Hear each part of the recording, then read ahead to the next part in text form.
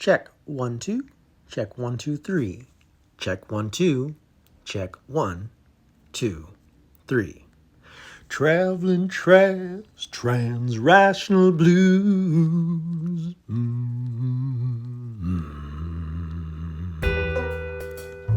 Hi, my name's Trav. I am this particular manifestation of consciousness that I call me. Both particulate and wave-like in nature. I've been trying to photosynthesize, maybe I could develop some chloroplasts, with some divine intervention. It's a good thing to try to turn the sunlight into sugar. It makes you really respect those divine beings we have called trees. When I met my first ex-wife, Carol, the mother of my 3 kids, my 3 beautiful children, Carol was shaking and quaking and baking at the same spirit-filled Bible-believing church where I'd met Jesus. She was 2 years older than me, and she'd completed her bachelor's degree, and she had a big person job, and she was making payments on a beautiful gold Toyota Camry. She was the first woman who would listen to me talk about my love for Jesus, and we had a similar testimony. God had delivered us from our big gay scares. There was a ministry in Oklahoma City at the time. It's still here. It's called First Stone. Let he who is without sin cast the first stone. Those faithful folks have devoted their lives to helping people through their big gay scares.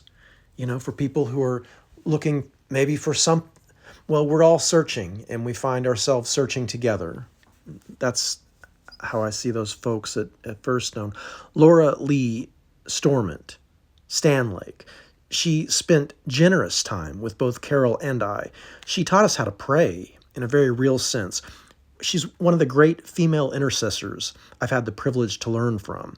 And Laura Lee Stormont Stanlake taught us both how to describe our inner experience and how to transmute that inner experience into God's testimony, or how to allow it to be transmuted by God's Holy Spirit. I am forever grateful for Laura's work.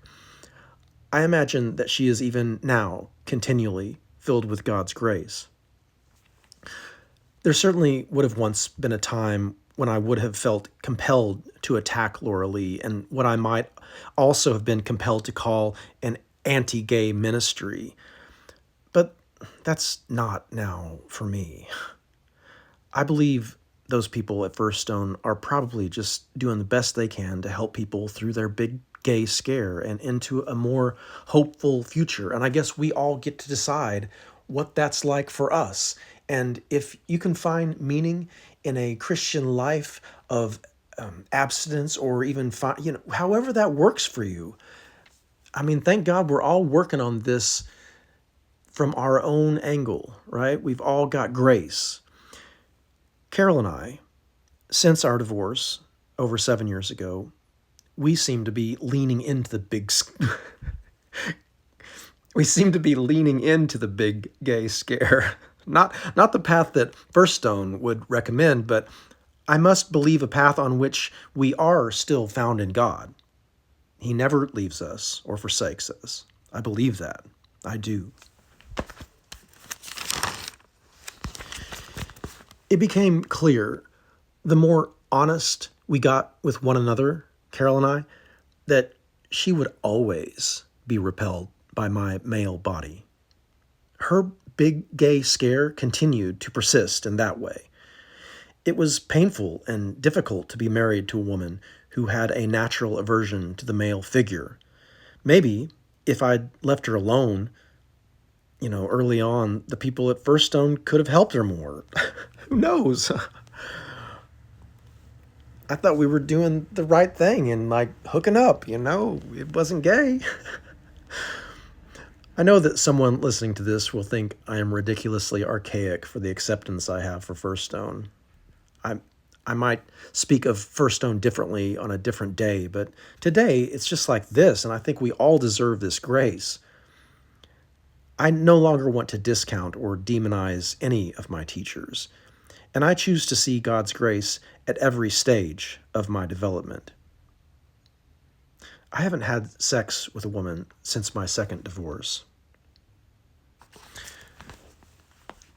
Here's one thing I've learned about my inner experience that is certain.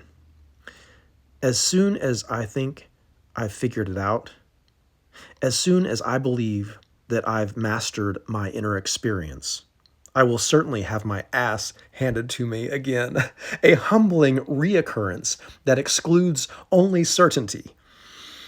It was this fragile and fluctuating self-experience, coupled with my own insecurities and lack of true masculine presence, which tormented my first wife.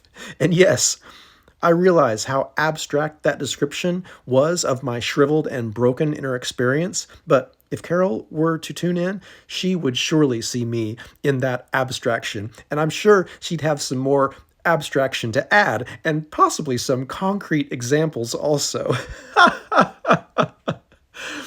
I've done my work, and her work is no longer my business, except as it relates to our children, of course.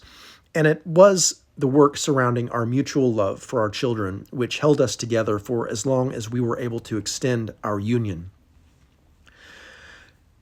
And it's that union that we had, the family that we made. I mean, Carol and I were partners, and by no means can I regret choosing the path that we did out of our big gay scare at that stage in our development. And now something else is happening for both of us. Did I tell you that she's an English teacher? Yeah, my ex-wife, she's an English teacher. What's he going to say next? So I can't help but be grateful for all the reading and writing lessons. Miss Dr. Clark, Dr. Irwin, she still has my name. Good God. God bless her heart. I pray she's free now. I pray you're free, Carol. I pray for her deepest expression in this world. I pray that she continues in the great work of healing that she's so keenly committed to. She's one of the broken ones. I guess that's why she felt comfortable with me. Broke attracts broke. Hurt people hurt people. God help us all. God bless the children. This is my best today, y'all. I've been out in the wild recently, meeting and communing with many of you.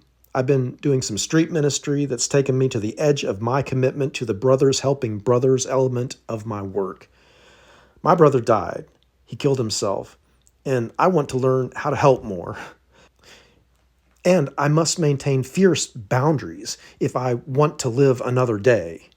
Wise as a serpent, gentle as a dove.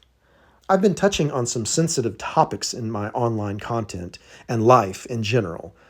I got some hate mail, or maybe I should say I got some messages accusing me of being hateful, having hate speech. I have just about zero energy for the haters, or for those who need to label me a hater, really. I've got beautiful work to do with y'all. LNTEOW, labor and the expression of worth. Together, we are discovering our common work, our common stories, and our common love.